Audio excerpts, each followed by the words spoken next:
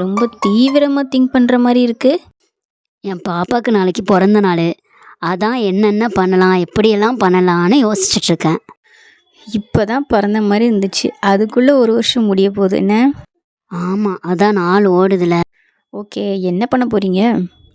காலையில் பிரேக்ஃபாஸ்ட்டு வீட்டிலே சிம்பிளாக பண்ணிடலான்னு பார்க்குறேன். மத்தியானம் பிரியாணி வெளியில் ஆர்டர் பண்ணிடலாமான்னு பார்க்குறேன். கொஞ்சம் பேர் தானே கூப்பிட்ருக்கோம். ஈவினிங்கு கேக் வெட்ட போகிறோம். நைட்டு டின்னர் நான் வீட்டிலே ரெடி பண்ணிடுவேன். என்ன இப்படி சிம்பிளாக முடிச்சிட்ட? மேரேஜ் ஹால் புக் பண்ணிட வேண்டியதானே? பாப்பாவை வச்சு ஃபோட்டோ ஷூட் பண்ணி அதை படுத்தலையா? ஐ மீன் கலராக காஸ்டியூம் சேஞ்ச் பண்ணி ஃபோட்டோ எடுக்கலையா? என்னப்பா நீ கிண்டல் பண்ணுறியா? உனக்கு தெரியாதா, அந்த அளவுக்கு நாங்கள் வசதியானவங்க இல்லை. சும்மா ஜாலி கேட்டம்மா, நீ வேற. எனக்கு தெரியாதா உன்னை பற்றி? இதெல்லாம் பண்ணுறீங்க ஓகே, பாப்பாக்காக என்ன பண்ணுறீங்க? பாப்பா பிறந்தநாளுக்கு தானே இவ்வளவும் பண்ணுறோம், அவளுக்காக தானே. எப்படி? பாப்பா பிரியாணி சாப்பிட போகிறாளா இல்லை கேக் தான் சாப்பிடுவாளா? இதெல்லாம் உங்களோட சந்தோஷத்துக்காகவும் உங்களோட திருப்திக்காகவும் தான் பண்ணுறீங்களே தவிர உன் பிள்ளைக்கு இதில் பெருசாக என்ன போய் சேரும்? நீ என்ன சொல்ல வர, எனக்கு ஒன்றும் புரியலையே.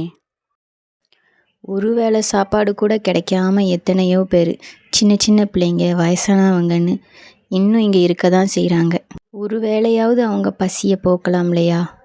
இந்த மாதிரி உதவியை பல பேர் செஞ்சுட்டு தான் இருக்காங்க. இதை பற்றின யோசனையே இல்லாமல் சில பேரும் இருக்க தான் செய்கிறாங்க. வசதி இருக்கிறவங்க கஷ்டப்படுற நிறைய பேருக்கு உதவலாம். இப்போது உன்னோட கண்டிஷனும் எனக்கு நல்லாவே தெரியும். கிராண்டாக செலிப்ரேட் பண்ணாமல் சிம்பிளாவது பர்த்டே செலிப்ரேட் பண்ணணும்னு நீ நினைக்கலையா? அதே மாதிரி உன்னால் முடிஞ்சதை நீ பண்ணலாமே. ஒரு 10 பேருக்கு இல்லைன்னா ஒரு 7 பேருக்கு, நீ ஒருத்தருக்கு மனசார நீ சாப்பாடு கொடுத்து பசியை போக்குனாலும் அதுக்குண்டான நன்மை உங்களுக்கு கிடைக்காம இருக்காது. நிச்சயம் பிள்ளைக்கு போய் சேரும்.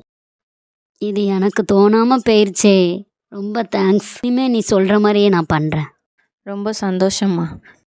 நான் சொன்ன இந்த மெசேஜ் உங்களுக்கு பிடிச்சிருந்துச்சுன்னா இந்த வீடியோவை உங்கள் ஃப்ரெண்ட்ஸ் அண்ட் ரிலேட்டிவ்ஸ்க்கு ஷேர் பண்ணுங்கள்.